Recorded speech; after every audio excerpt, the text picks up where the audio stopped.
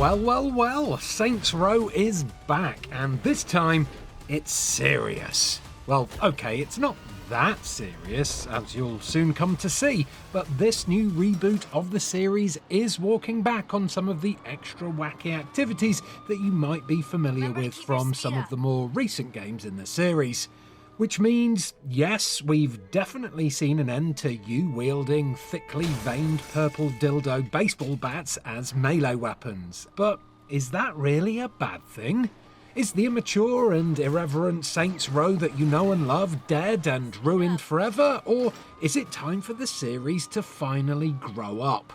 I'm Eurogamer's Ian Higton, and recently I got to see a big old hands-off demo of the game, and in this video that features over 23 minutes of brand new Saints Row gameplay, I hope to answer those questions for you as I take you through 7 things I liked about the Saints Row reboot and 4 things that I didn't. But before I get into that, here's a quick little bit of background on the story to help you understand what the hell is Saints Rowing on with this new installment in the series. You got one of those for me? You really want one after last time? I am not the first person to accidentally shoot a friend by dropping a loaded... Yeah, okay, I don't need a gun. Good call. Showtime. First up, you need to forget everything that you've learned from the previous games. Say goodbye to Johnny Gat, cheerio to Kenzie, and sayonara to Steelport and Stillwater, because this brand new story is ripping all of that up and starting from fresh in an attempt to bring a bit of balance to the over-the-top comedy from the later games in the series. The vibe Volition are going for with this reboot is more akin to the slightly more serious tone of Saints Row 2, where the over-the-top action was grounded in a slightly more realistic setting, with a bit of the craziness of Saints Row 3 layered on top to hopefully create a sweet spot between the two. Saints Row 2022 then takes place in a rather large city called Santo Ileso, which is home to 3 criminal gangs. There's the Los Panteros, who are obsessed with vehicles and fitness, there's the nightlife-loving anarchist group The Idols, and then there's Marshall Defense Industries, a PMC that trades in high-tech weaponry. But what about the Saints, you may be asking? Well, in the universe of Santo Ileso, the Saints don't exist yet, so it's your job as the boss to bring dissatisfied members of all 3 factions together to form a brand new supergroup, aka the Saints.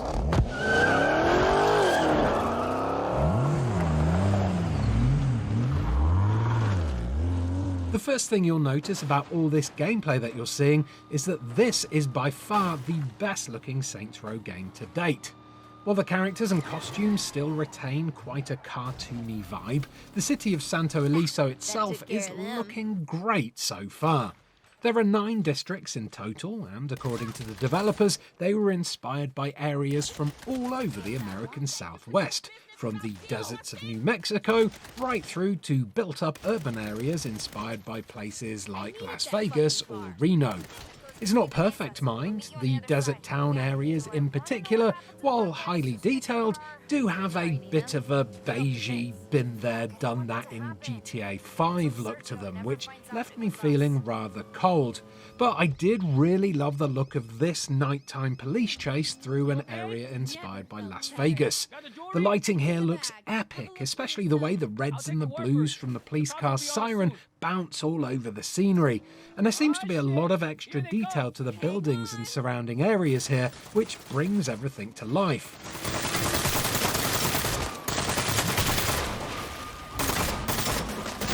Jesus, this car is fucked up! It belongs to my husband. He's on the city council. Does he know about your hobby? Oh no, that's our little secret.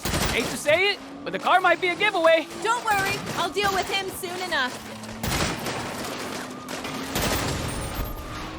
What's not so great is that I'm not sure how many of these buildings that we can see are actually just pretty set dressing and how many we can actually go inside and explore. Hopefully the level of detail on show here is more than just a hollow illusion of a busy city. Previous Saints Row games have all been really light on city interactivity, with perhaps a gun store or a clothing shop here and there to enter, and then whatever buildings you need to go into in order to follow the critical path, and I'm a bit worried that the same could be said for this game. According to the developers in the Q&A that we attended after we saw the gameplay demo, there are a ton of discoverable elements in the map that will pop up as you traverse the world, which should make exploring a lot of fun. These include things like bands on the sidewalk who'll serenade you as you walk past them, through to loads of collectibles that you can find and use to decorate your HQ. There's also going to be random events that will appear as you explore the map, such as armoured trucks that spawn and act as mobile treasure chests for you to hunt down and steal. But none of this sounds particularly innovative, so I'm hoping there'll be something in there that we haven't seen yet that will breathe more life into the city of Santo Ileso.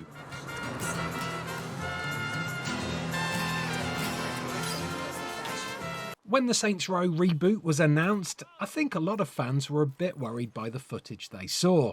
Without the 1 million miles per hour wackiness with building, jumping, super sprinting powers and guns made out of buttholes, what we saw during the initial reveal trailer looked more generic than a cup of lukewarm tap water. Thankfully, since then, we've been given a few glimpses of gameplay, and aside from the loss of a few fart jokes here and there, the core DNA of the experience looks every bit of a Saints Row game as you'd expect. From the goofy gun and fist fights and the pedal-to-the-metal pedestrian punishing car chases, through to the return of familiar side missions like the explosive mayhem mode. If you've been pining for some Saints Row action that doesn't have aliens or superpowers in it, you'll be right at home here in Santo Ileso. But, and this is a big but, if you've been hoping for a lot of next-gen innovation to the series, I don't think you'll find it here.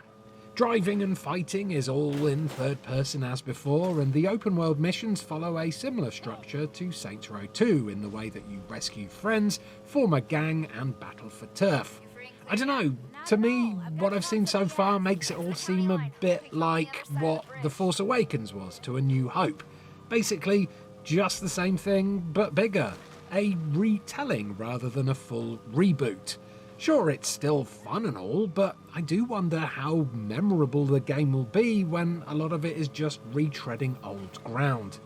Oh, and while we're thinking about the old games for a second, shout out to this Professor Genki helmet that's being worn by this member of the collective, who is one of the leaders of the Idols. Does that helmet mean we'll see nods to other faces from past games in the series? As someone who loves hunting for Easter eggs, I sure do hope so.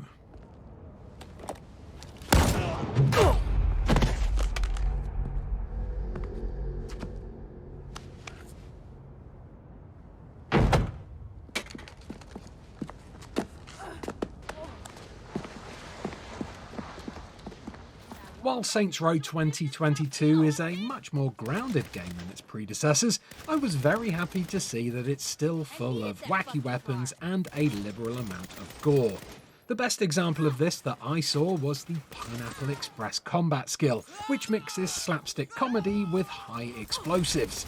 This is one of the many perk skills you can get in the game. Others include a perk that tases enemies when they hit you, and a flaming punch skill that goes to show that the developers haven't completely binned off all the comic book violence from the previous games. Also making an appearance are new finisher moves like this fake-out crane kick, but just like the perks, it wasn't made clear by the gameplay how these are triggered. They seem pretty easy to attach to your character though. Just open up your skills and perks phone apps before a mission, select the ones you want, and away you go.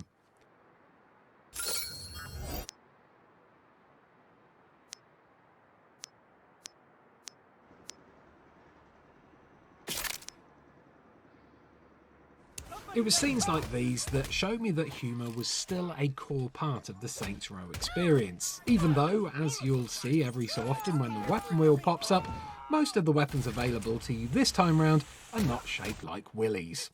Phallic or not, some of the weapons available to you look a lot of fun to wield.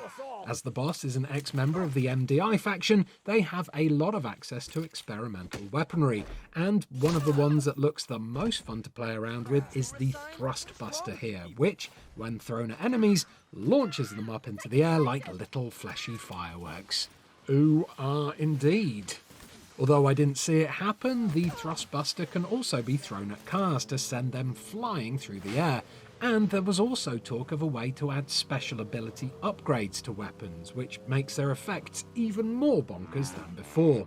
Other awesome additions to your arsenal that I saw included a gun called the Quantum Aperture that allows you to shoot through walls, and a pinata gun that, you guessed it, fires exploding pinatas at your enemies. Well, shit. Saints Row games have always had a habit of making traversal fun, but how do you go one better than giving your boss character superpowers like in Saints Row 4? Well, you don't, but you can compromise, and some of those compromises look very fun indeed. In the gameplay we were shown, I saw everything from normal cars through to attack helicopters and even a very brief glimpse of a Back to the Future style hoverboard. So, to get where you're going in Santo Eliso, you won't even need roads. See? Barbecue day, just like I said. Didn't expect an aerial assault on your lunch break, did you? Christ, this thing's for tourists?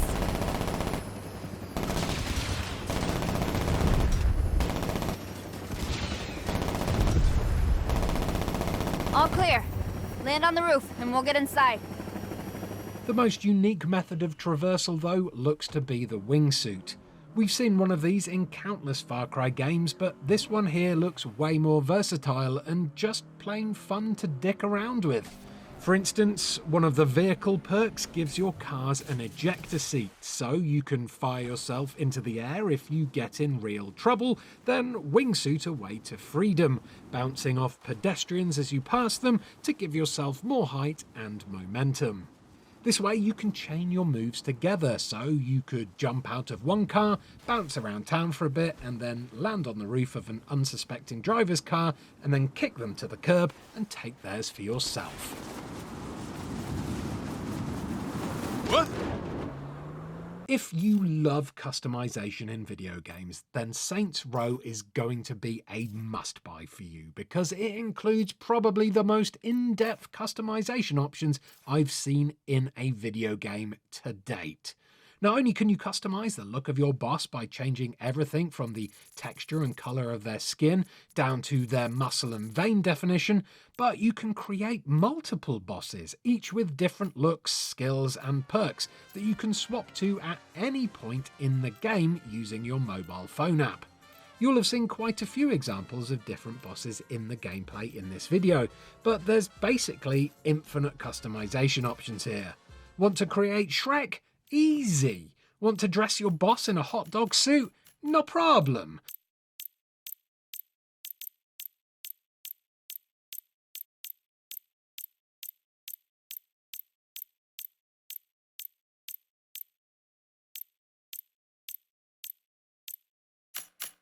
You won't have all the customization options available from the start, mind. A lot of the outfits and perks will need to be unlocked or bought from shops as you go.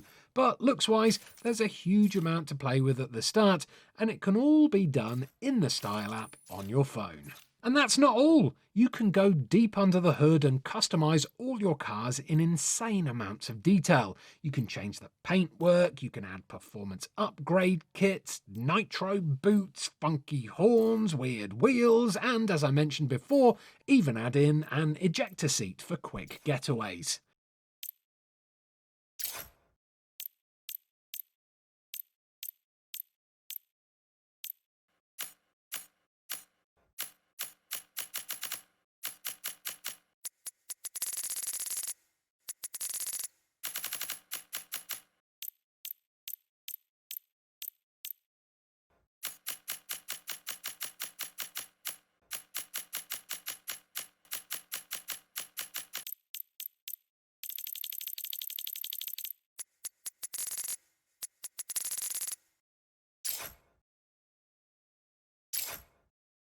Hell, you can even customize the skins of all of your weapons, and as you'll see in a couple of seconds' time, the interior of your base too.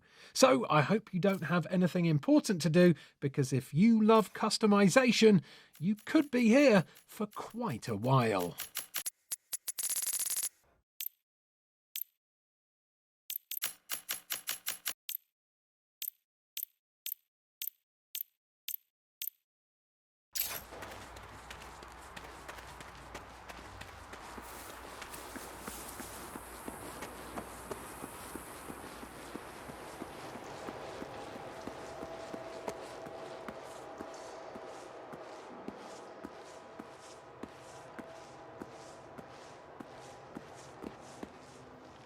Perfection.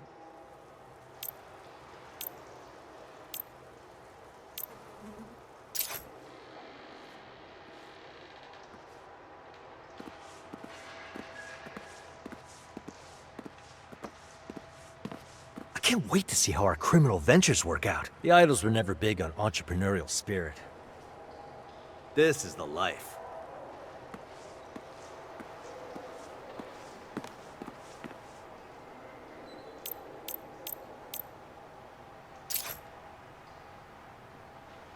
During the hands-off preview we watched, we were told that, on top of all the open world stuff, there would be 25 critical path story missions to play through, along with 10 extra side missions too. While that may not sound like a huge amount, the ones we saw demoed seemed to be quite lengthy, and they featured a huge amount of variety to their structures. For instance, in this mission, the boss needs to rescue a friend from the idols, and to do so, first they get into a bar fight, then they drag a man locked in a portaloo through a music festival, wrecking everything in the process. Then they have to climb a giant sign and disarm some bombs.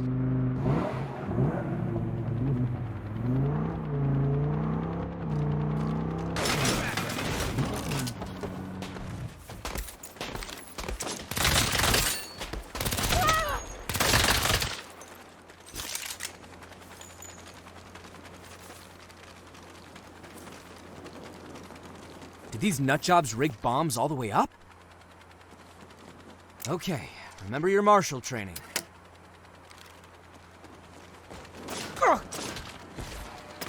Before finally wingsuiting into a party, getting into a shootout, and finishing it all off with a boss fight against a collective member.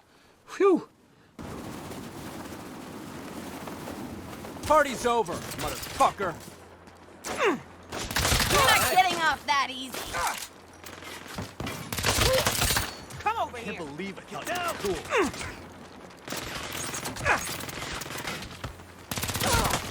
Blowing up a tourist sign? What is wrong with you people? But when you're not busy rescuing your mate, there's still plenty of stuff to do in Santo Eliso, thanks to the brand new War Table feature. The War Table is where you'll manage your empire by building criminal ventures, which, when built, will open up criminal activities around the map. For instance, you could choose to build Jim Rob's garage, and by doing so, you'll then unlock vehicle customization and the Chop Shop mini-missions.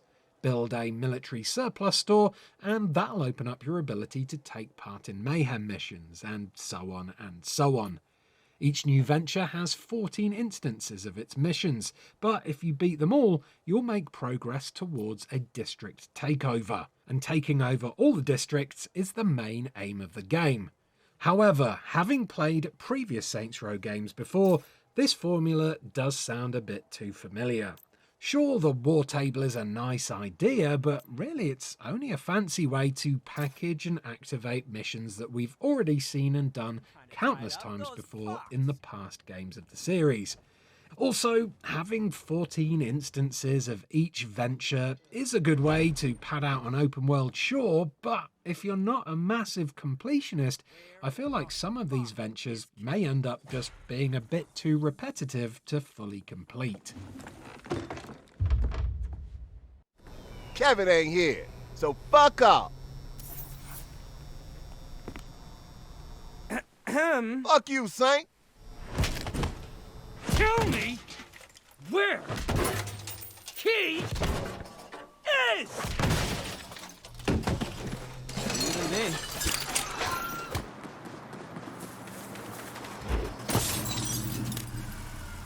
One of the best things about the Saints Row reboot that I heard during the presentation was that all facets of the game's open world and story missions will be available to play in untethered two-player co-op. If you don't know what untethered means, that's when both players can bumble around the game world at the same time, but go anywhere they want separately. Far Cry's 4, 5 and 6 had a similar two-player co-op mode, but that one was tethered, which meant that if you strayed too far from your co-op partner, you'd be teleported right back to them. There will still be times when Saints Row players will need to sync up with each other, but only when starting missions and things like that, so it's nowhere near as intrusive as Far Cry's tethered co-op, which hampered your ability to cause chaos quite a lot. In terms of gameplay, the danger will be dialed up if you have a partner playing with you, so calling in a friend isn't going to make your journey through Santo Eliso a walk in the park either. But you and your co-op partner will earn and share rewards for completing missions. That means if you join a friend's game and play a mission that you've not yet completed in your game, the next time you play single player and reach that mission, you'll be given the option to either play it again or skip it, so you won't be wasting your time if you decide to join a friend for a spot of mayhem and then end up getting sucked into a story mission. No one's gonna forget this car show anytime soon. And finally, as I love to end on a low point, I do have to say that while what I saw on offer looked fun, it really didn't look like there was a lot or even any new stuff in the Saints Row reboot that we hadn't seen somewhere before, other than, I don't know, maybe the change of tone, which really isn't saying much, as all they've really done is dial down the stupid and added a bit of emotional depth, rather than, you know, going full-on real-world gritty or something like that. I'm all in for the chaos, though, and the explosions and the off-the-wall Portaloo smashing missions, and I'm sure I'll have a wonderful couple of hours noodling around Santo Eliso, blowing shit up and firing piñatas at passers-by, but I honestly can't see myself sticking with it to completion at this point. New players who've never tried a Saints Row game before will almost definitely feel differently though, and they'll revel in the chaos and the GTA but sillier antics. But for someone like me who's played all the Saints Row games, I'm not sure enough has been changed or added to make a full reboot of the series a worthwhile waste of my time. But as always, I'll be very happy to be proved wrong when the game releases, which in this case is August the 23rd. The fuck are you doing, Nina? Esto es por ti, mamá.